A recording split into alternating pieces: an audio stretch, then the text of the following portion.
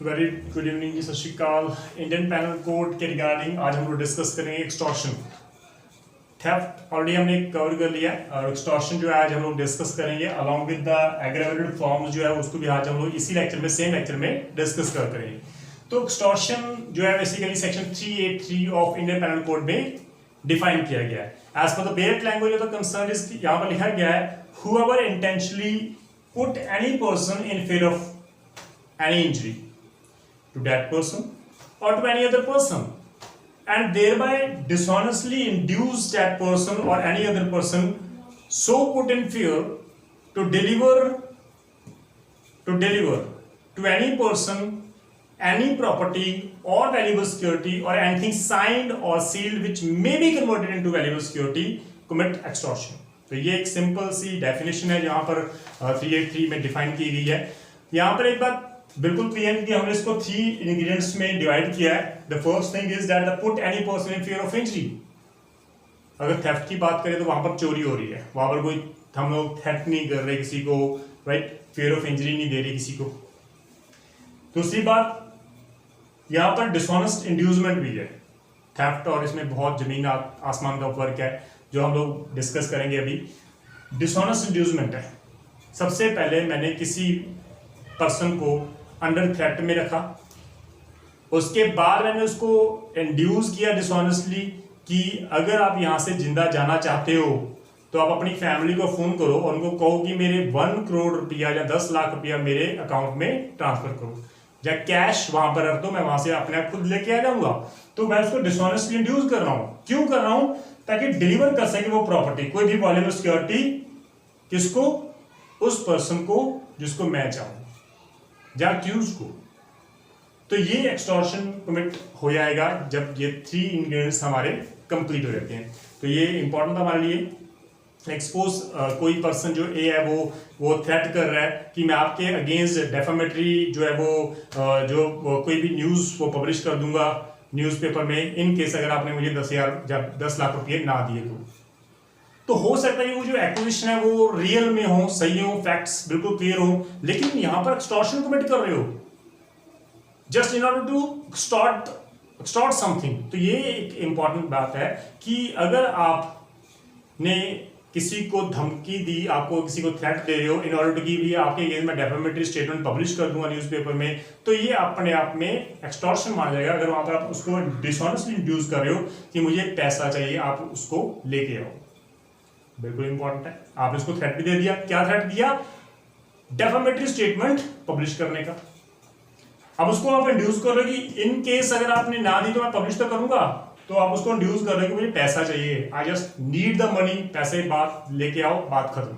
तो ये एक इंपॉर्टेंट है। यहाँ पर हमारे डिलीवरी ऑफ प्रॉपर्टी क्या है? पैसा। या मुझे दो, या मैं किसी पर्सन को कह दूंगा, वहां पर आप उसको पकड़ा दो, बात खत्म।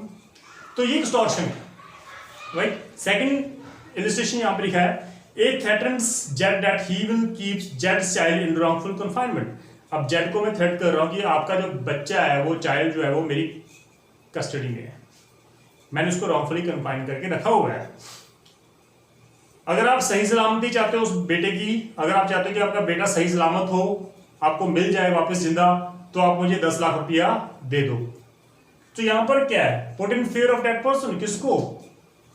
जो लड़का है उसके बाप को मैंने अंडर फियर रखा हुआ है कि आपका बेटा मेरी कस्टडी में है, मैंने उसको रॉन्गफुली कन्फाइन करके रखा हुआ है। अगर आप चाहते हैं कि उस बेटे को मैं रिलीज कर दूं, आपको वापस कर दूं और सही सलामत वापस कर दूं, तो मैंने उसको इंड्यूस किया कि आप प्रॉपर्टी को ये दे दो, 10 लाख रुपया 20 लाख रुपया दे दो, या आपकी जो इमोरल प्रॉपर्टी वो मेरे नाम पे कर दो, या मुझे 10 चेक दे दो जो मैं आपके अगेंस्ट यूज करूंगा इन फ्यूचर।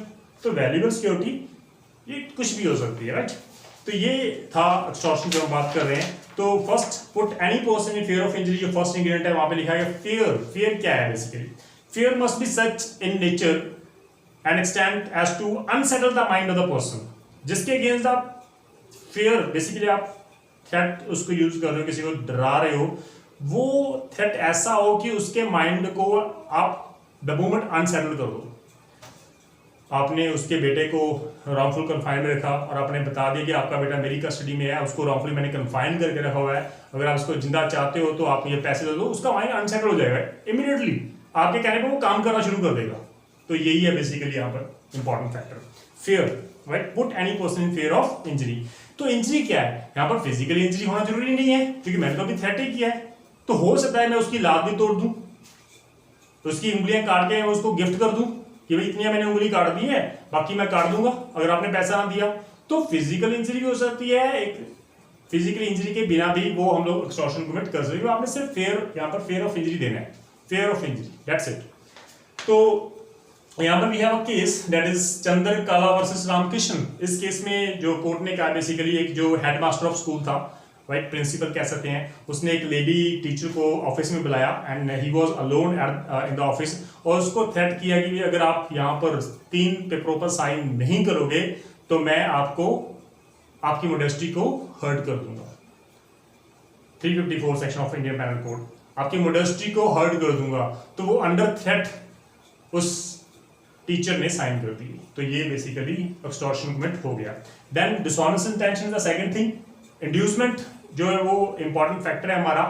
अगर आप उसको फेयर ऑफ इंजरी दे रहे हो उसके बाद आपका इंड्यूसमेंट करना जरूरी है, और आपकी डिसऑनेस्ट इंटेंशन है सिर्फ प्रॉपर्टी लेने के लिए, वैल्यूएबल सिक्योरिटी लेने के लिए।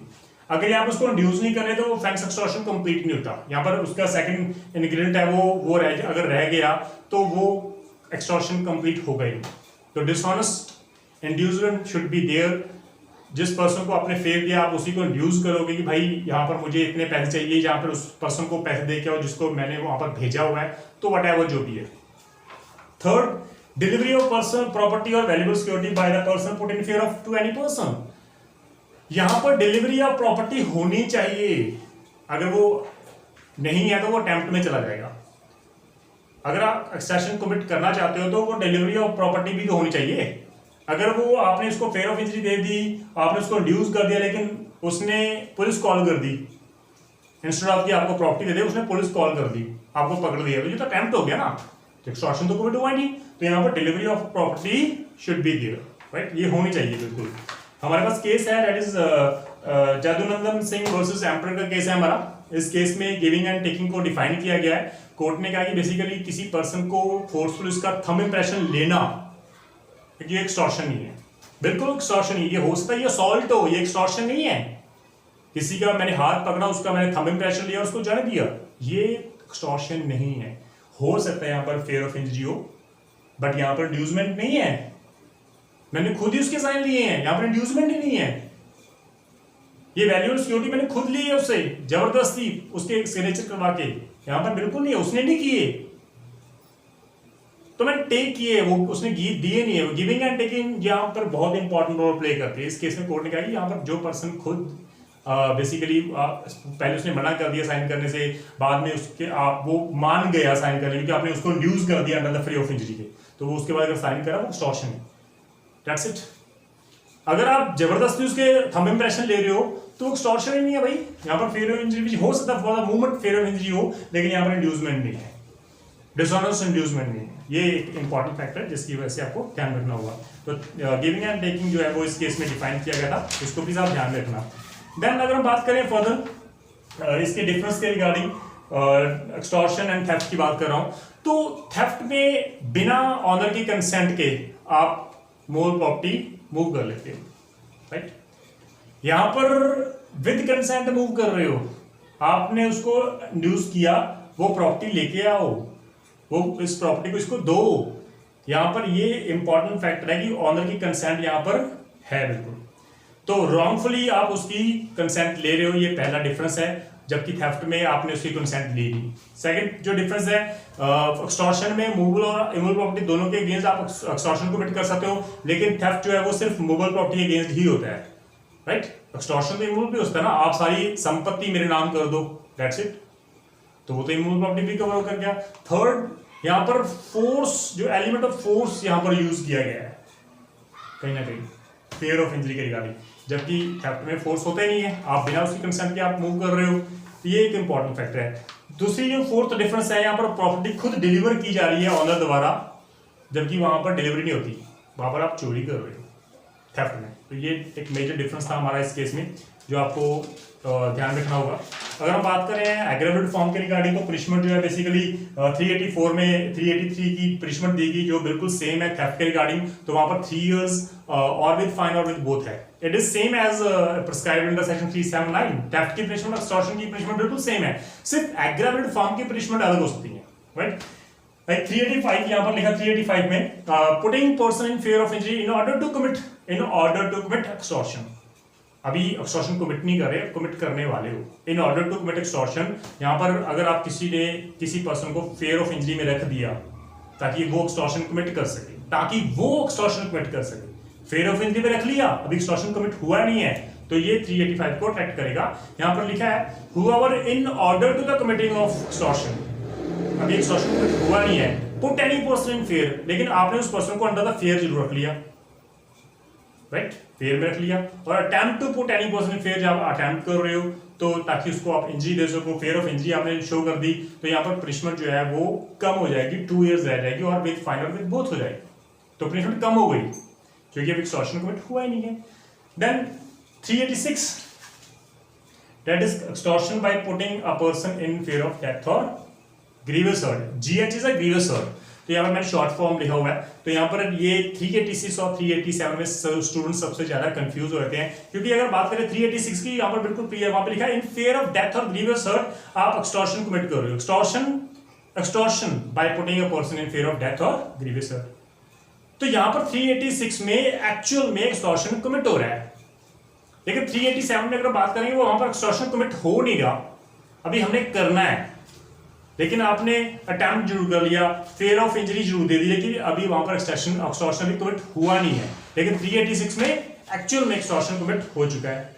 386 जो है बेसिकली वो ज्यादा सीरियस इन नेचर की है, एज पर अगर हम 387 के अकॉर्डिंग अगर हम देखें तो 386 में पनिशमेंट ज्यादा है। तो यहाँ पर बिल्कुल क्लियर है 386 में, वहां बेट लैंग्वेज क्या कहती है, whoever commits extortion by putting any person in fear of death or grievous hurt to that person to any other person shall be punished with prison which makes 10 to 10 years and shall also be liable to fine।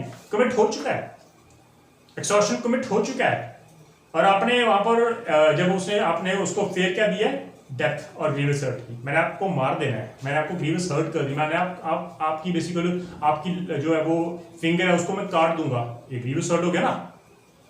Death और grievous hurt का आप fair दे रहे हो और आपने extortion commit कर दिया, तो 386 में लायबल हो जाओगे आप। यहाँ पर 10 साल की पनिशमेंट है भाई साहब, ये एक इंपॉर्टेंट चीज है जो 387 में नहीं मिलेगी। 387 में वहां पर लिखा put person in fear of death और grievous hurt in order to commit extortion. Extortion अभी कमिट हुआ नहीं है, एक्सटॉर्शन अभी कमिट होगा, तो ये अटेम्प्ट टू एक्सटॉर्ट है by putting a person in fear of death और ग्रीवियस हर्ट। यहाँ पर अगर आप अटेम्प्ट कर रहे हो वो भी सफिशिएंट है, 387 में आपको पनिशमेंट इजीली हो जाएगी अगर आप ये भी प्रूव कर दो कि ये अटेम्प्ट कर रहा था और at the time of the attempt उसने फेयर ऑफ इंजरी दी है डेथ और ग्रीवियस हर्ट की, तो ये अपने आप में सफिशिएंट माना जाएगा, आपको पनिशमेंट वहां पर हो सकती है, कमीशन हो सकती है। लेकिन 386 में यू नीड टू प्रूव कि एक्सटॉर्शन कमिट हो चुका है, तो यहाँ पर बिल्कुल क्लियर है। So however in order to the committing of extortion, अभी एक्सटॉर्शन कमिट करने वाले हो और आपने पहले ही किसी को पुट और attempt to put any person in fear of death और ग्रीवियस, और आपने किसी को अटेम्प्ट कर दिया, उसको डराने की कोशिश की या आपने डरा दिया और अभी प्रॉपर्टी अभी डिलीवर नहीं हुई, अभी अटेम्प्ट में हो, तो भैया वहां पर आपकी पनिशमेंट जो है 7 years and also be liable to fine है, क्योंकि यहाँ पर डेथ और ग्रीवियस हर्ट के रिगार्डिंग आप फेयर ऑफ इंजरी दे रहे हो, इसलिए वहां पर पनिशमेंट ज्यादा है। ठीक है जी, इसको प्लीज आप ध्यान रखना। देन 388 एंड 389 दोनों एक इंपॉर्टेंट फैक्ट है, क्योंकि यहाँ पर थ्रेट ऑफ एक्विजिशन है, किसी के ऊपर गलत इल्जाम लगाना कि मैं आपको किसी केस में फंसा दूंगा जिस केस की पनिशमेंट हो सकता है डेथ और लाइफ इम्प्रिजनमेंट हो, जहाँ 10 साल की उस केस में सजा दो, like rape case life imprisonment भी है, गैंग रेप डेथ में भी है, राइट। 302 में आपको गलत एलिगेशन करके आपको फंसा दूंगा कि आपने उसका कत्ल किया है, तो वो ऑफेंस जिसकी पनिशमेंट डेथ है, लाइफ इम्प्रिजनमेंट है, जहां अप टू 10 year पनिशमेंट है, उस केस का मैं अगर इल्जाम एक्विजिशन लगा रहा हूं आपके ऊपर ताकि मैं आपसे पैसे हेट सकूं, एक्सटॉर्शन कर सकूं, तो ये 388 और 389 में कवर होगा। तो 388 सिर्फ इतनी सी बात कर रहा है threat by extortion by threat of acquisition, extortion आपने कमिट कर दिया, राइट।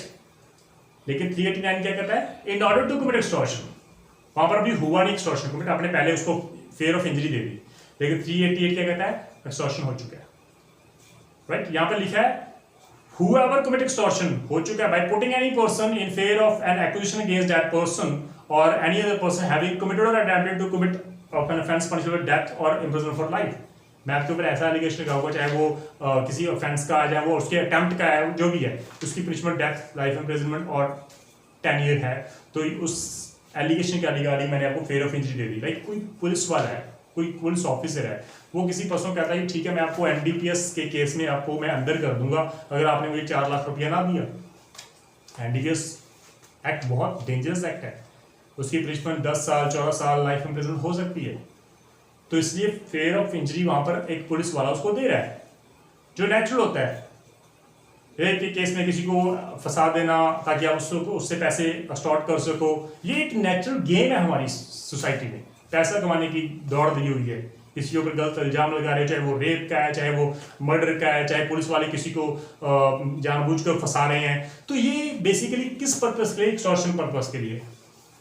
तो लॉ कहता है कि भाई यहाँ पर पनिशमेंट जो है बेसिकली वो 10 ईयर्स तक हो सकती है and shall also be liable to fine भी हो सकता है। लेकिन अगर आप फेंस जो एक्विजिशन लगा रहे हो, जो किसी के ऊपर इल्जाम लगा रहे हो, वो अगर 377 का है, अननेचुरल फेंस के रिगार्डिंग है, तो वहां पर लाइफ इम्प्रिजनमेंट भी हो सकती है। ये इंपॉर्टेंट है, right. 389 in order to commit extortion, तो ये एक्सटॉर्शन कमिट हुआ नहीं है, आपने उसको फेयर ऑफ इंजरी दे दी, तो आपने कहा कि भी अगर आप मुझे पैसे ना दोगे तो मैं आपके ऊपर ऐसा इल्जाम लगाऊंगा कि आपको पनिशमेंट हो जाएगी डेथ, लाइफ इम्प्रिजनमेंट या 10 ईयर्स। उससे पहले आप पकड़े गए, आपको पैसे भी मिले थे, पहले पकड़े गए, तो अभी अटेम्प्ट में थे, तो आपको 389 में सजा होगी। और यहाँ पर पनिशमेंट जो है बेसिकली दी गई है, यहाँ पर बिल्कुल क्लियर है, which makes 10 to 10 year and shall also be liable to fine, right. इसको प्लीज आप ध्यान रखना।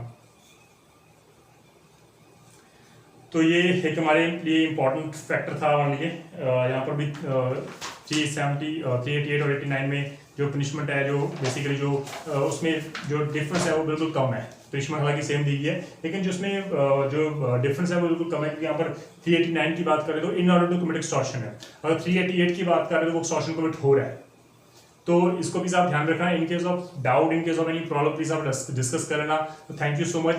एक्सटॉर्शन थेफ्ट को प्लीज आप ध्यान से करना, क्योंकि जब हम लोग कल नेक्स्ट करेंगे रॉबरी का, तो वो थ्रू एक्सटॉर्शन और थ्रू थेफ्ट ही रॉबरी होती है, वो अपने आप में अलग से ऑफेंस नहीं है। रॉबरी थ्रू थेफ्ट और रॉबरी थ्रू एक्सटॉर्शन ही ऑफेंस कमिट होगा।